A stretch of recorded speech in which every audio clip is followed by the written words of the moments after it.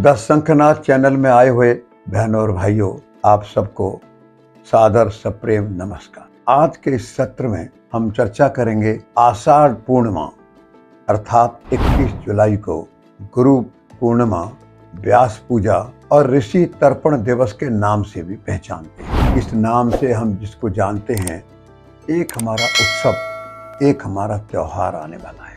3 शब्दों का मैंने उपयोग किया है, एक एक करके चर्चा करेंगे। हमारे धर्म में, हमारी संस्कृति में गुरु का बहुत महत्व है। कहा भी गया है, गुरु गोविंद दो खड़े, काके लागू पाए, बलिहारी गुरु आपनो, गोविंद दियो बताए। हजारों लाखों वर्षों से जिन संतों ने, ऋषि मुनियों ने, जिन गुरुओं ने हमको ज्ञान दिया है, जिन्होंने ज्ञान की ज्योति को जलाए रखा है और आदर्श जीवन से सदैव हमारा मार्गदर्शन किया है, हमारे मन में उनके प्रति आदर है, श्रद्धा का भाव है। हम इस दिन पूजन के रूप में अपनी श्रद्धा को व्यक्त करते हैं। हम सुनते आए बहुत दिनों से, यूनान मिस्र और रोमा सब मिट गए जहां से, क्या बात है कि हस्ती मिटती नहीं हमारी। रोम सभ्यता थी, समाप्त हो गई। मिस्र की सभ्यता थी, समाप्त हो गई। बेबीलोन की थी, मेसोपोटामिया की थी, समाप्त हो गई। कभी ईरान की सभ्यता थी, खत्म हो गई। कभी पुराना चीन था, वो भी समाप्त हो गया। लेकिन भारत आज भी जिंदा है। ये इन्हीं गुरुओं की बदौलत है। सारे संसार में गुरुओं का महत्व है, हमारे यहाँ ज्यादा है। क्यों? जो ज्ञान होता है, वो जो प्रभावित होता है शिष्य के अंदर, उसके कारण गुरु ही प्रभावित करता है। गुरु की कृपा से ही 2 चीजें प्राप्त होती हैं। गुरु की कृपा से ही ईश्वर मिलता है और गुरु की कृपा से ही हम जो अपने जीवन में लक्ष्य निर्धारित करते हैं, उसका रास्ता वो कैसे प्राप्त होगा, ये भी हमारा गुरु ही बताता है। गुरु वह शक्ति है, जब एक आत्मा से दूसरी आत्मा के अंदर शक्ति का संचार होता है, वह काम गुरु ही करता है। जो ज्ञान देता है, उसके अंदर शक्ति चाहिए और जो इसको ग्रहण करता है, उसके अंदर ग्रहण करने की पात्रता चाहिए। आपने, हमने सुना है, देखा है, ज्ञान दिया भगवान कृष्ण ने गीता का कुरुक्षेत्र के मैदान में। भगवान कृष्ण में शक्ति थी, योग्यता थी, तभी तो ज्ञान दे पाए। पर ज्ञान उन्होंने किसी और को नहीं दिया, ज्ञान उन्होंने अर्जुन को ही दिया। अर्थात योग्य पात्र को ही ज्ञान दिया जा सकता है।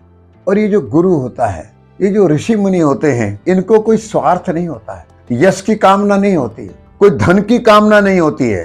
प्रेम और कर्तव्य के बस में होकर के और इस काम को करते हैं। भारतीय परंपरा में शिक्षा का दान त्यागी लोग कर पाते हैं। प्राचीन भारत में शिक्षा कौन देता था? झोंपड़ियों में रहता था, गुरुकुलों में रहता था, कोई कामना नहीं थी उसकी, कोई आडंबर नहीं था उसका, पर एक ही बात थी, ये समाज जीवन आगे भी चले, मैं भी इसका कुछ अपना कर्तव्य निभा पाऊं। कि शिक्षक और संत में जब तक ये गुण रहे, प्रेम और कर्तव्य का, तब तक भारत महान रहा है। हमने तो ईश्वर से भी बड़ा गुरु को बड़ा माना है। तभी तो संत कबीरदास जी कह गए ना, गुरु गोविंद दो खड़े। गुरु भी खड़ा है, भगवान भी खड़े हैं। काके लागू पाए, पहले पैर किसके स्पर्श करूं, बलिहारी गुरु आपनो, गोविंद दियो बताए। मुझे गोविंद के बारे में, भगवान के बारे में साक्षात्कार किसने बताया? गुरु ने दिखाया। मैं पहले अपने गुरु के चरण स्पर्श करूंगा। भगवान राम धनुष तोड़ देते हैं, माता सीता का स्वयंवर रचा गया जनकपुर में। सूचना मिली बाद में अयोध्या के अंदर, महाराजा दशरथ, वशिष्ठ गुरु, अयोध्या से लोग चल पड़े, आए। आपने, हमने भी देखा होगा, भगवान राम पहले वशिष्ठ गुरु के चरण स्पर्श करते हैं और बाद में पिता दशरथ के स्पर्श। इसलिए गुरु की इच्छा को मानकर शिष्यों ने बड़े बड़े कठिन कार्य किए। शायद गुरु उनको कठिन कार्य बताकर उनकी परीक्षा लेता होगा। मैंने जिस शिष्य को तैयार किया है, तैयार करके मैंने समाज राष्ट्र जीवन में फेंका है, उसकी परीक्षा तो कर लूं वो मेरा शिष्य कैसा है। कुछ उदाहरण आपके सामने। भगवान कृष्ण उज्जैन संदीपनी आश्रम में शिक्षा ग्रहण कर रहे थे। संदीपन ऋषि का पुत्र यमराज के पास था। इच्छा प्रकट की गई यमराज के पास से पुत्र को लाना। भगवान कृष्ण यमराज के पास जाकर पुत्र को लाकर ऋषि माता को सौंप दिया। एक ब्राह्मण ऋषि थे, उनके शिष्य थे उपमन्यु। उन्होंने उपमन्यु को तैयार कर रहे थे, उनके मन में उनके बारे में कुछ कल्पना होगी।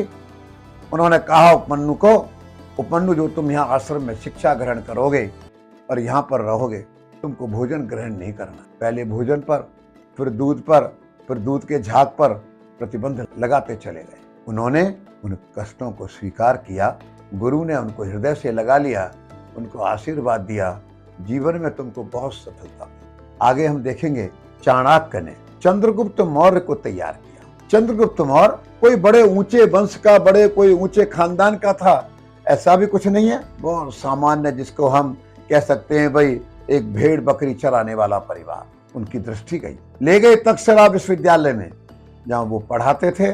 चंद्रगुप्त को वहीं पढ़ाया, निर्माण किया। बताइए, चाणक्य ने चंद्रगुप्त का निर्माण करके अपने शिष्य से उन्होंने अखंड भारत का निर्माण किया कि नहीं किया। एक उत्तुंग नाम का विद्यार्थी, उत्तुंग नाम, आगे चलकर बहुत बड़ा आदमी बना। उनके गुरु ने उनको कहा, दक्षिणा में जब शिक्षा हो गई, मुझे तो नाग कन्या का स्वर्ण कुंडल चाहिए। गए वो नाग कन्याओं के पास, स्वर्ण कुंडल लेकर के आए।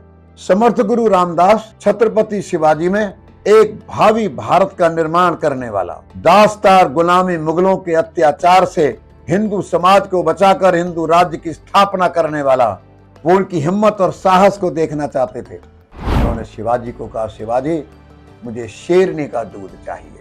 आसान काम था क्या? शिवाजी के चेहरे पर जरा भी सरवट नहीं पड़ी, वीर भाव से प्रसन्न मुद्रा से चल पड़े, शेरनी का दूध लाकर समर्थ गुरु रामदास को दे दिया। अगर वो हिम्मत ये नहीं कर पाते, अगर इतनी वीरता नहीं होते, वो 5 मुगल सेनापति, बीजापुर का आदिल शाह, हैदराबाद की कुतुब शाही, औरंगजेब, इतने लोगों से टक्कर लेकर के उनकी छाती पर पैर रख करके हिंदू साम्राज्य की स्थापना कर पाते।